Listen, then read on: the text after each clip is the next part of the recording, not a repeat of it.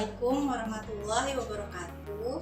Saya Nur Santi, saya mahasiswa PPG Daljab 2021 dari Universitas Negeri Jakarta. Hari ini tanggal 19 Juli 2021, hari Senin, saya akan melakukan praktek pembelajaran untuk UKIN 2021. Selamat menyaksikan.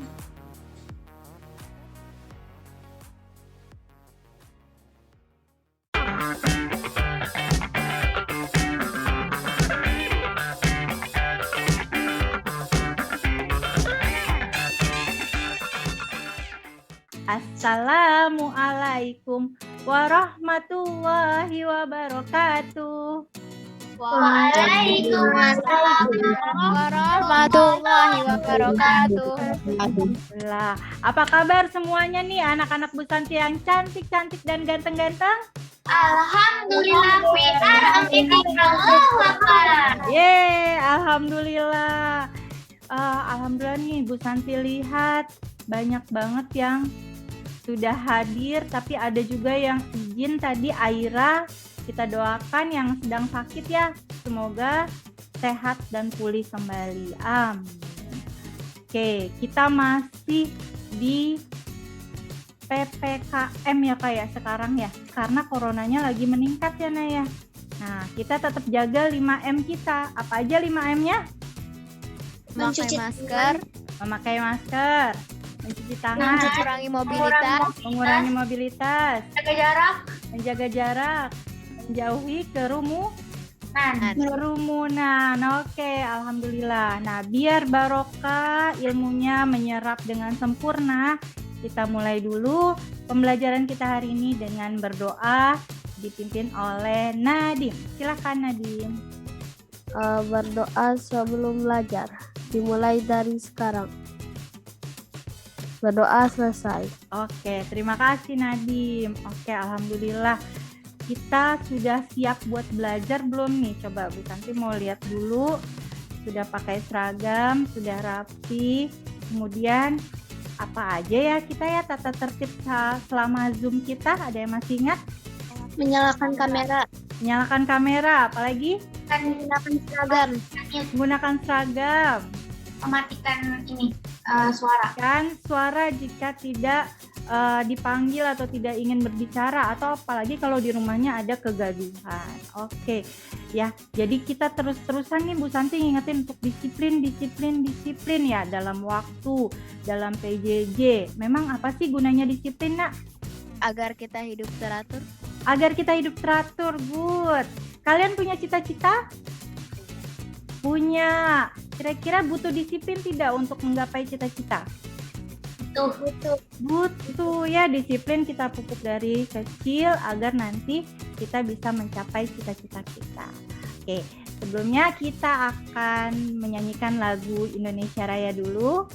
Ya, nanti menyanyikan lagu Indonesia Raya dipimpin oleh Kak Kori ya. Menyanyikan lagu Indonesia Raya.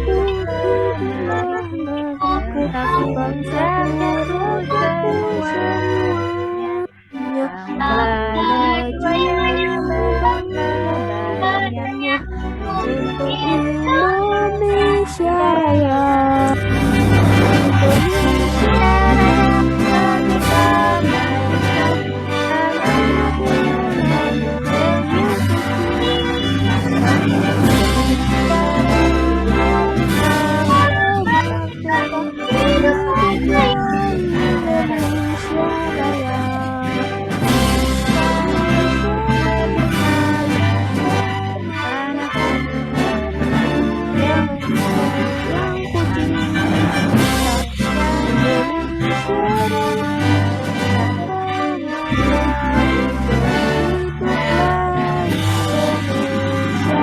Raya. Oke, terima kasih. Oke, alhamdulillah semoga dengan menyanyikan lagu Indonesia Raya semakin tumbuh ya rasa nasionalisme kita, rasa cinta terhadap Indonesia. Oke, nah kita mau belajar apa nih hari ini? Bu Santi akan paparkan dulu tujuan pembelajaran hari ini. Nah, jadi hari ini kita belajar dua muatan pembelajaran. Yang pertama adalah bahasa Indonesia yaitu teks fiksi atau dongeng, dan IPA tentang gaya.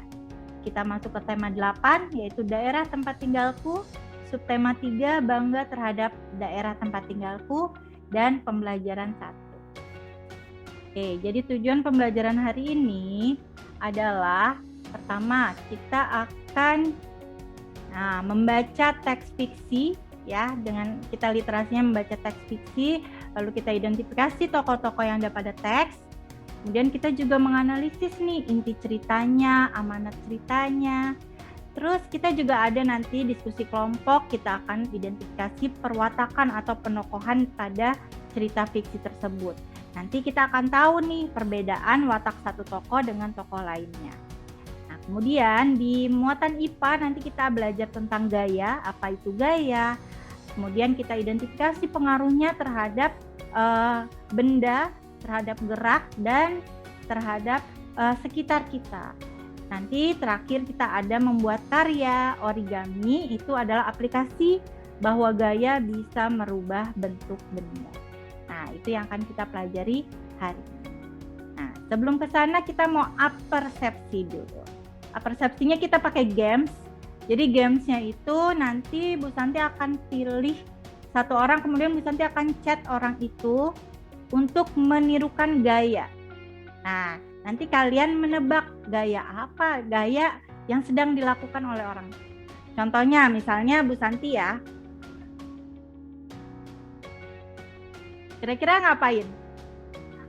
Makan. Kalau Seperti sedang itu. makan. Ya, jadi tebak gaya. Nah, tebak gaya yang pertama akan diperankan oleh Bintang.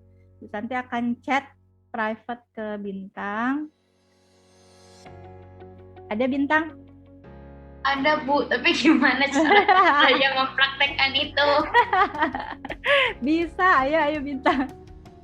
Semuanya lihat Bintang ya. Nah, tuh. Kira-kira Bermain golf. Bermain golf. Ada lagi yang lain? Nah, Kungfu. kubu. Itu Bintang lagi pegang kapak. Oh, membajak sawah. Oh, membajak sawah, kapak membajak sawah. Nggak tahu deh. Menebang pohon. Siapa tadi tuh yang menjawab? Sofi sama siapa tadi? Gaji. Oh, Sofi dan Gaji. Benar, menebang pohon. Iya. Kenapa ya Bu Santi kok persepsinya menebang pohon? Oh, karena hari ini kita mau baca cerita yang ada hubungannya dengan penebang pohon. Judulnya adalah Tukang Kayu dan Kapak Emas Kurcaci. Ini seru banget ceritanya. Dan cerita ini itu fiksi. Beda sama pembelajaran minggu lalu. Minggu lalu kita belajarnya tentang non-fiksi. Ada yang masih ingat nggak ya? Non-fiksi sama fiksi apa ya bedanya? Kalau fiksi itu Adalah cerita yang di nggak nyata. Kalau Tidak nyata dikarang. Kalau yang fiksi, kalau yang non-fiksi cerita nyata. nyata. Kalau yang fiksi cerita Karangan.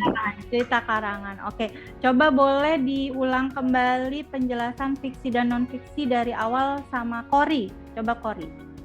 Kalau fiksi itu karangan atau nggak nyata. Kalau non fiksi itu nyata. Hebat, 100 buat Kori, hebat. Oke, nah kita mau baca itu. Nah, nanti ceritanya Bu Santi akan tampilkan. Kita akan baca bergantian satu paragraf ya. Nanti dimulai dari Gaza. Tukang kayu dan kapak emas kurcaci. Silakan Gaza, paragraf 1. Suatu hari, ada seorang tukang kayu yang tengah bersedih karena kehilangan kapak besinya. Kapaknya itu hilang ke dalam sebuah sungai di hutan saat ia menebang pohon di tepi sungai. Good. Next, oleh Kak Aulia. Pada saat itu, tiba-tiba muncul seorang kurcaci membawa 3 kapak, yaitu kapak emas, kapak perak, dan kapak besi milik petani. Oke, lanjut. Bintang. Apakah kapak emas ini milikmu? Tanya kurcaci. Tukang kayu yang jujur menjawab, kapakku terbuat dari besi, bukan dari emas. Lalu kurcaci menyodorkan kapak perak. Apakah ini kapakmu? Kapak perak. Oke, next. Arkana. Tukang kayu kembali berkata, kapakku terbuat dari besi, bukan dari perak. Oh orang yang jujur, terimalah 3 kapak ini untukmu, kata kurcaci.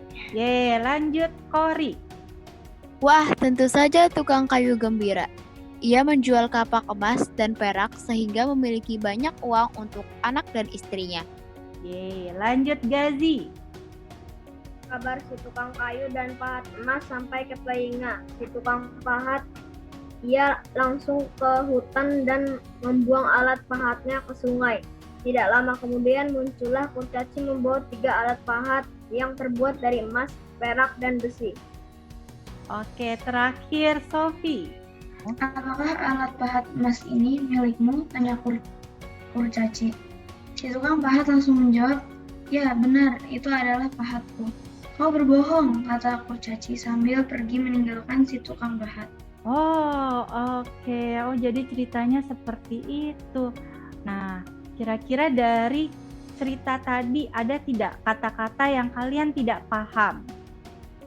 Kita analisa dulu ya dari literasi kita. Ada yang tidak paham atau semua sudah paham? Sepertinya kalau dongeng atau fiksi itu lebih mudah ya kata-katanya ya dibandingkan dengan non-fiksi. Nah, sekarang ada nggak yang mau ditanyakan dari cerita tadi? Ceritanya tuh sebenarnya bagus sekali ya tentang si tukang kayu dan kapak emas kurcaci. Nah, kalau dari cerita ini kira-kira siapa sih pemeran utamanya? Kurcaci. Kayu? Kurcaci atau tukang kayu? Tukang kayu. Tukang kayu. Kenapa sih peran utama jadi tuh yang paling diceritakan, yang paling sering keluar, paling sering muncul di dalam cerita? Ya, karena tadi kita baca banyak banget tukang kayu. Wah, berarti tukang kayu yang adalah si pemeran utamanya.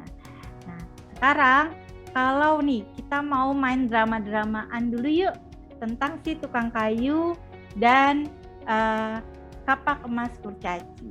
Kita mulai ya. Pada suatu hari di sebuah sungai terlihat seorang tukang kayu yang sedang bersedih. Lalu muncul seorang kurcaci. Hai tukang kayu, kenapa kau bersedih? Tidak apa-apa, tapi kapak saya terjatuh ke dalam sungai. Oh, tenang. Aku punya 3 kapak. Pasti salah satunya milikmu. Pertama, kapak emas ini. Ini milikmu kan? Tidak, kapak saya terbuat dari besi. Berarti kapak perak ini milikmu kan? Bukan juga, kapak saya terbuat dari besi. Oh, kalau perunggu ini pasti kapakmu. Bukan juga, kapak saya hanya ada satu dan itu pun besi. Oh, kamu adalah orang yang sangat jujur. Aku berikan 3 kapak ini untukmu semua. Terimalah. Wah, terima kasih. Nah, berita tentang si tukang kayu yang dia mendapatkan kapak emas dan menjadi kaya raya sampai ke telinga tukang pahat. Tukang pahat lalu ke sungai dan membuang pahatnya. Lalu dia pura-pura bersedih. Hai, kenapa kamu bersedih tukang pahat? Aku kehilangan pahatku. Oh, jatuh ke sungai ya? Tenang, aku sudah mengambilkannya untukmu.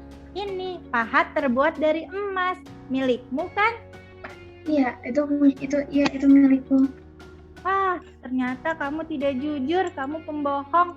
Tara, ting, jadi hilang sih si kurcacinya. Ya, kira-kira seperti itu ya ceritanya ya. Alhamdulillah, terima kasih buat Bintang dan Sofi yang sudah memerankan. Nah, kalau dari cerita ini nanti kalian akan berkelompok ya, secara kelompok nanti diskusi kelompoknya. Kelompok A nanti Sofi, Haira, Caca, Naufal, Gazi, sama Kori. Kelompok B ada Gaza, Bintang, Nadim, Naya, Arkana, sama Aulia. Ya, nanti masuk, kemudian diskusi tentang ini. Bisa nanti kan kasih lihat mind mappingnya. Jadi ini yang kalian diskusikan. Pertama, judul dongengnya tadi sudah tahu, Tukang Kayu dan Kapak Emas Kurcaci. Kemudian penokohan itu adalah tokoh yang ada. Jadi tokoh utamanya siapa, kemudian tokoh tambahannya siapa. Kemudian perwatakan tokoh itu adalah sifat ya, atau sifat dari si tokoh. Contoh, tukang kayu dia sifatnya bagaimana. Kemudian tadi tukang pahat sifatnya bagaimana. Kemudian kurcaci sifatnya bagaimana. Kemudian amanat, dari dongeng tadi ada amanatnya apa ya yang bisa kita ambil hikmahnya. Kemudian perbandingan perwatakan tokoh. Oh, kalau si tukang kayu begini, tapi tukang pahat begini. Paham nak tugas di kelompoknya? Ya? Paham. Oke, Bu Santi akan open room. Silakan masuk ke roomnya masing-masing. Ya, nanti Bu Santi akan masuk ke room untuk melihat diskusi ya. Jadi diskusinya yang bagus. Yang belum bisa masuk room nanti bilang sama Bu Santi akan bantu. Bu, aku di kelompok yang mana? Aira ya? Aira di kelompok A. Oke, Novel sama Gaza boleh masuk ke kelompoknya. Oke, kelompok A silakan dimulai diskusinya. Siapa yang mau nyatet? Ayo di unmute semua. Silakan dipimpin Kak Sofi diskusinya. Tadi dari yang pertama dulu, pemeran utama siapa? Tokoh utamanya siapa? Silakan bertanya sama teman-teman. Judulnya tadi Tukang kayu ya. Tukang kayu dan Kapak Emas Kurcaci. Habis itu pemeran utamanya Kurcaci. Tokoh utamanya itu tukang kayu kan? Oke, diteruskan ya. Apa namanya tadi judul dongengnya? Tukang Kayu dan Kapak Emas Kurcaci judulnya. Kapak Emas Kurcaci. Habis itu perwatakan tokoh. Coba tukang kayu dulu. Bu, boleh nanya? Boleh. Perwatakan tuh lebih kayak ke sifat dan ininya kan? Iya, Nak. Jadi perwatakan itu sifat. Watak tukang kayu itu orangnya jujur. Good job. Jujur dan baik hati. Oke, Bu Santi sudahi ya. Kita ke main room lagi. Oke, kembali ke main room lagi ya. Oke, sudah selesai Nak diskusinya? Sudah, Bu. Sudah, boleh sambil disiapkan dulu dan dikirim hasilnya ke GCR. Oke, Bu Santi sudah menerima nih hasil dari kelompok A. Oke, Bu Santi akan tayangkan. Nanti yang mau presentasi siapa dari kelompok A? Kak Sofi ya? Ya, Miss. Silakan Sofi. Jadi ini hasil diskusi kita dari kelompok A. Jadi untuk perwatakan tokohnya, tukang pahat adalah orang yang berbohong dan serakah. Kurcaci orang yang bijaksana, tukang kayu adalah orang yang jujur. Di dongeng ini tokoh utamanya adalah tukang kayu, tokoh tambahannya adalah kurcaci dan tukang pahat. Amanat yang kita bisa dapat adalah kita harus jujur dan karena kalau kita jujur kita akan dapat banyak keuntungan di dunia. Habis itu perbandingan perwatakan tokohnya, ada tukang kayu yang jujur, sebaliknya ada tukang pahat yang suka berbohong. Yeay, alhamdulillah. Ada tanggapan dari yang lain? Setuju dengan presentasi Sofi dari kelompok A? Setuju. Alhamdulillah nih ada amanat yang bagus sekali. Kita itu kalau jadi orang harus bagaimana? Jujur. Jujur ya, karena jujur membawa Kebaikan, keuntungan. Kebaikan, keuntungan seperti yang terjadi pada tukang kayu ya. Dan nanti ketika kalian dewasa, kejujuran itu akan jadi langka. Jadinya harus dari sekarang kita jadikan itu adalah karakter kita, yaitu karakter jujur. Nanti akan dicari orang yang jujur itu, karena jujur itu emas ya. Oke, kita udah belajar tadi tentang tukang kayu dan kapak emas. Coba Bu Santi mau kasih lihat ada gambar. Nah, coba perhatikan gambar ini. Ya, bagaimana ya sebuah pohon itu kok bisa jadi kayu bakar? Kira-kira apa yang terjadi pada pohon? Apakah saya boleh jawab, Bu? Boleh, silakan Bintang. Yang terjadi adalah misal contoh seperti tukang kayu tadi memotong pohon itu atau menebang dan diubah, dipotong-potong dikit jadi agak kecil-kecilan, terus habis itu nanti jadi kayu bakar. Oh, subhanallah, betul sekali Bintang. Nah, kalau dilihat dari pohon menjadi kayu, beda tidak ya bentuknya? Beda ya. Berarti tadi kalau kita melakukan sesuatu pada benda kan kita berarti melakukan gaya. Nah, berarti ada nih pengaruh gaya dari gambar ini, yaitu gaya merubah bentuk benda. Coba tadi melalui pohon ini, berarti pengaruh gaya apa ya?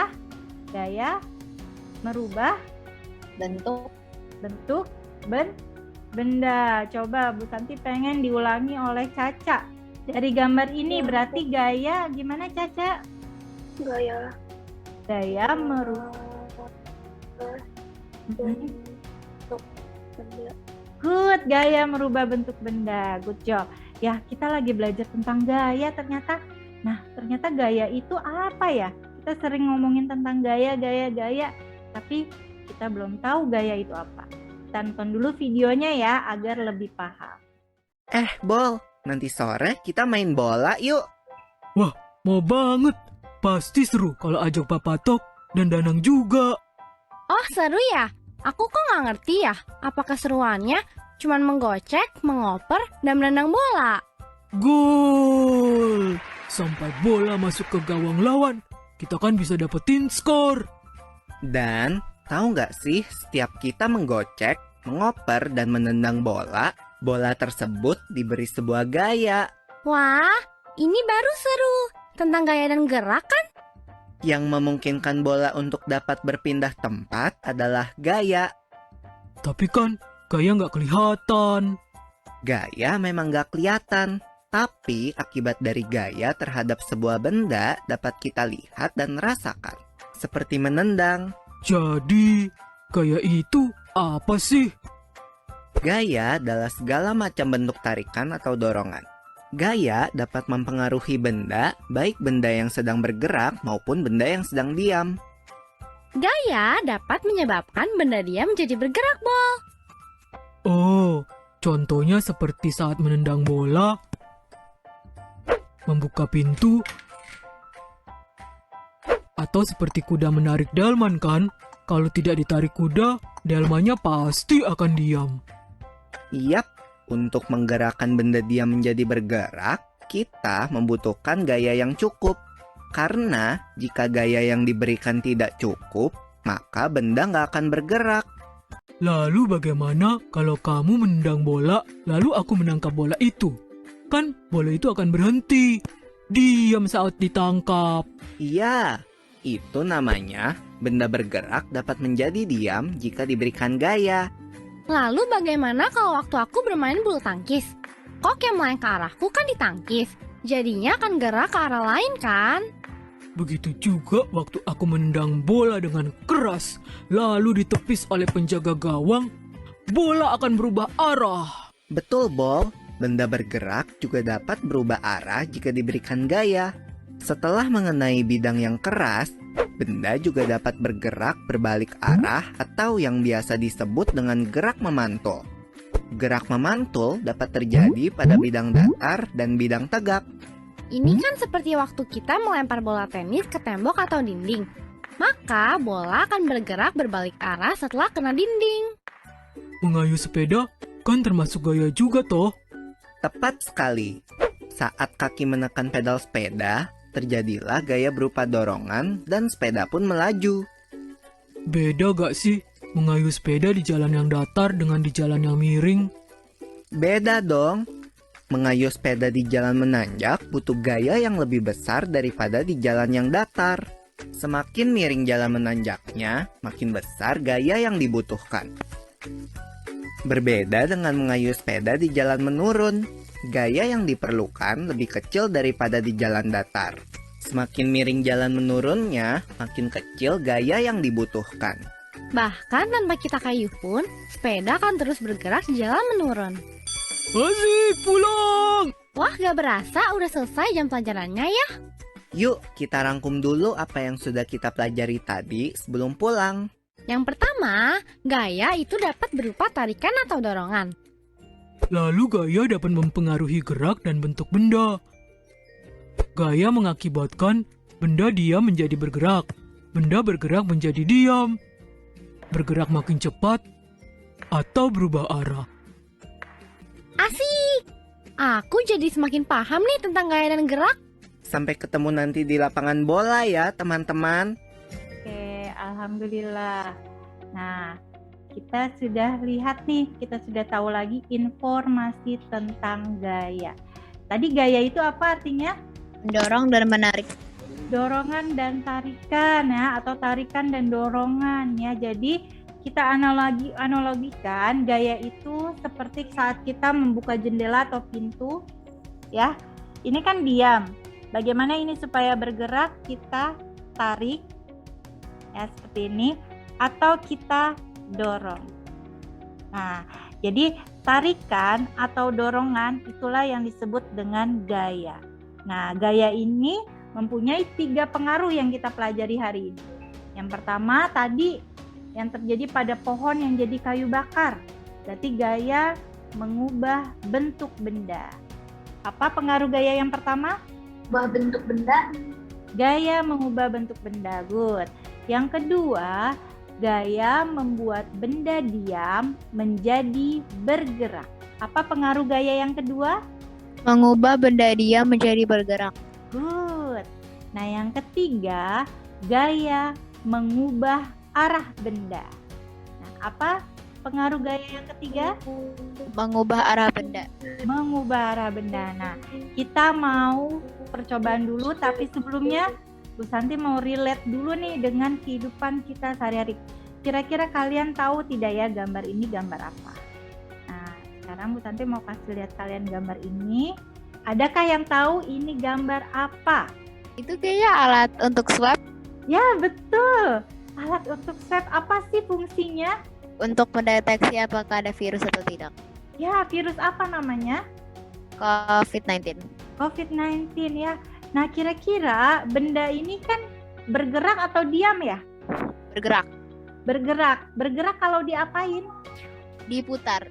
Diputar dan ditarik dan didorong dan ditarik ya, benar ya? Berarti harus dapat apa benda ini biar bergerak? Diberi tenaga. Diberi apa? Gaya. Diberi gaya ya. Jadi alat swab pun butuh gaya agar dia bisa bergerak. Berarti pengaruh gaya pada alat swab apa? Benda diam. Benda diam menjadi bergerak. Iya, karena kan alat swabnya diam. Alat swabnya kan nggak berubah ya bentuknya begitu aja ya. Nah, oke. Kita mau percobaan agar lebih paham tentang gaya. Ya, silakan dipersiapkan, ditunjukkan dulu peralatannya. Sudah bawa tumbler masing-masing? Tunjukkan tumblernya. Oke, boleh tumbler, boleh botol, boleh gelas, boleh benda apa saja boleh yang ada di sekitar kalian. Next ada kertas daur ulang, kertas bekas. Kemudian ada bola dan ada origami. Alhamdulillah. Oke, kita mau percobaan yang pertama. Kita melakukannya bersama-sama.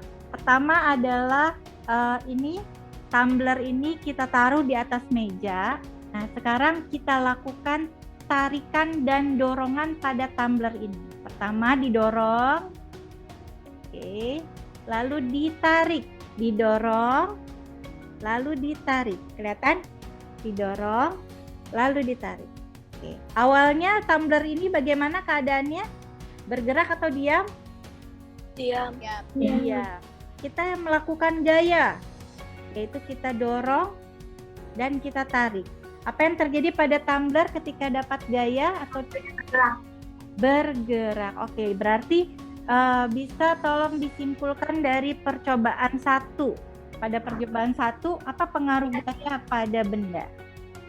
Berarti jika misal kita biarkan benda atau tidak menggunakan gaya kepada benda, dia akan diam saja di tempat. Tapi saat kita melakukan gaya, contoh mendorong atau menarik, benda akan pindah tempat atau bergerak. Yeay, good job ya. Jadi pengaruh benda yang pertama pada percobaan 1 kita adalah gaya mengubah benda diam menjadi bergerak. Ya, sekarang kita ke percobaan 2. Diambil kertas daur ulangnya. Sekarang kita lihat bentuknya. Oke, bentuknya kita lihat. Bentuknya bagaimana? Lecak tidak? Tidak ya. Kemudian dia persegi panjang dan lebar. Sekarang Bu Santi ingin kalian meremas. Jadi kita melakukan gaya pada kertas ini, yaitu dengan cara kita meremasnya. Pada percobaan yang kedua, apa pengaruh gaya? Coba Aulia, KA mengubah bentuk benda atau B mengubah arah benda? Yang mana Aulia? Mengubah bentuk benda. Good, gaya mengubah bentuk benda. Kelihatan sekali ya, bentuknya berubah nih ya. Oke, nah yang terakhir, nah, perlihatkan bolanya.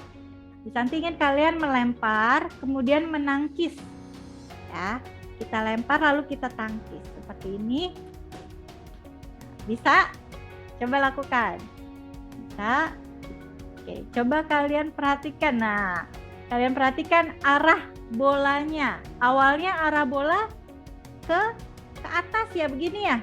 Ke atas ya, arah bola ke atas, lalu tiba-tiba ditangkis oleh tangan satunya. Berarti pada percobaan ini pengaruh gaya bagaimana, Nak? Mengubah arah benda. Good, mengubah arah benda ya.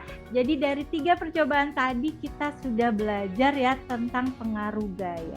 Nah sekarang Bu Santi ingin kalian berkreasi, membuat kreasi dengan kertas origami menggunakan prinsip gaya mengubah bentuk benda. Boleh apa aja? Oke, silakan. Nanti satu orang presentasi ya tentang benda yang dibuat. Oke, sudah. Coba diperlihatkan hasil kreasinya. Yeay, coba dari Sofi. Sofi bikin apa, Sofi? Aku bikin habibuk. Oh, oke. Kalau yang dari Sofi bikin berarti pengaruh gaya apa ya, Sofi? Jadi berubah bentuk.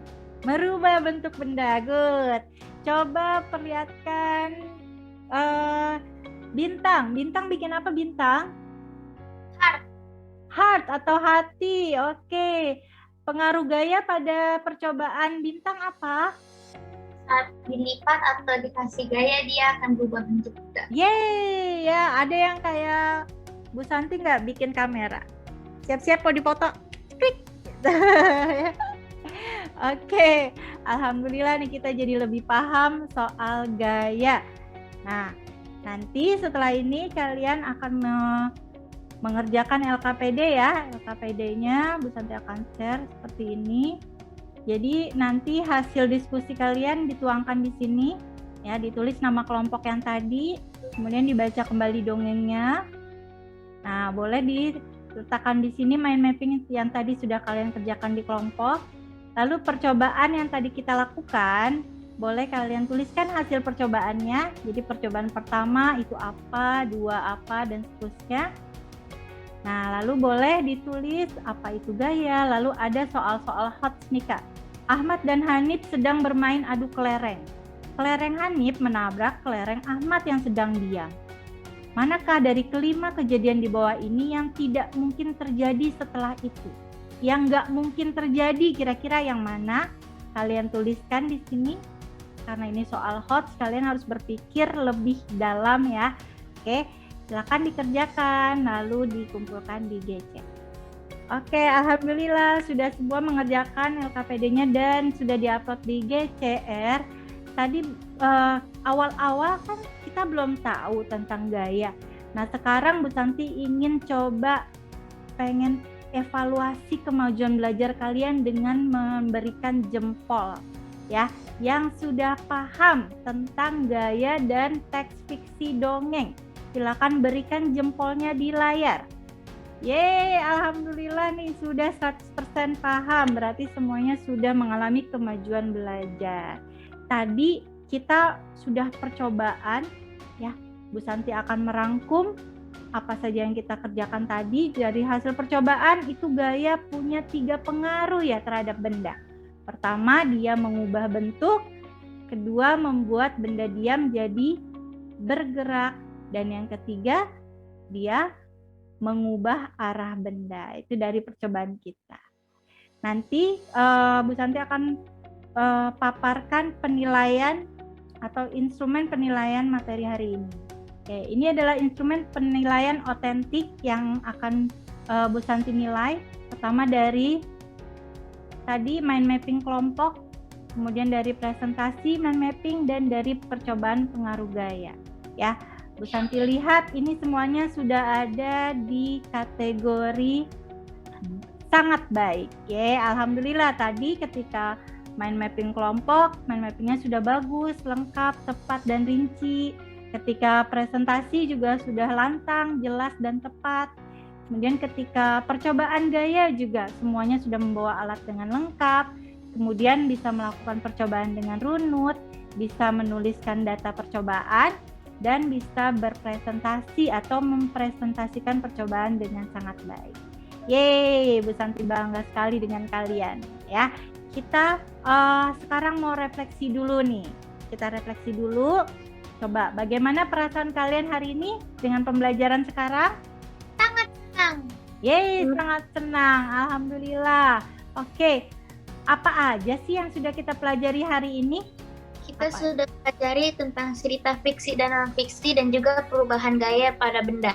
Oke, cerita fiksinya tadi dongengnya ada yang ingat tidak judulnya apa? Tukang kayu dan kapak emas dan kurcaci. Ya, tukang kayu dan kapak emas kurcaci. Ada pelajaran hari ini yang paling bisa kita aplikasikan dalam kehidupan sehari-hari. Apa ya? Dari dongengnya. Iya, dari dongeng boleh. Kita harus selalu jujur. Kita harus selalu jujur. Nah, nanti minggu depan, jadi ada Bu Santi ada tugas ya, ada rencana tindak lanjut untuk minggu depan adalah kalian membaca satu dongeng bebas ya, dongeng apa saja yang ada di perpustakaan kalian ya, atau boleh juga pinjam di Citra Library. Satu dongeng kalian baca lalu kalian analisa ya, tokoh utamanya, kemudian amanatnya, kemudian perbandingan watak tokohnya. Oke, nanti minggu depan kita akan presentasi satu-satu tentang dongeng yang sudah dibacanya masing-masing. Ya, oke. Sampai sini, adakah yang mau ditanyakan? Tidak. Sudah paham semua?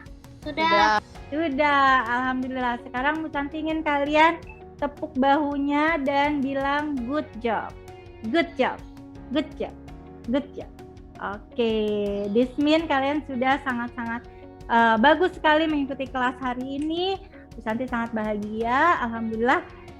Kita tutup saja ya kelas kita dengan membaca doa. Silakan doa dipimpin oleh Naya. Oke, silakan Naya. Teman-teman, mari kita berdoa. Berdoa dimulai. Berdoa selesai. Oke, alhamdulillah sudah sampai di penghujung Zoom kita hari ini. Semoga ilmu yang kita dapat bermanfaat. Oke, Bu Santi akhiri dengan salam.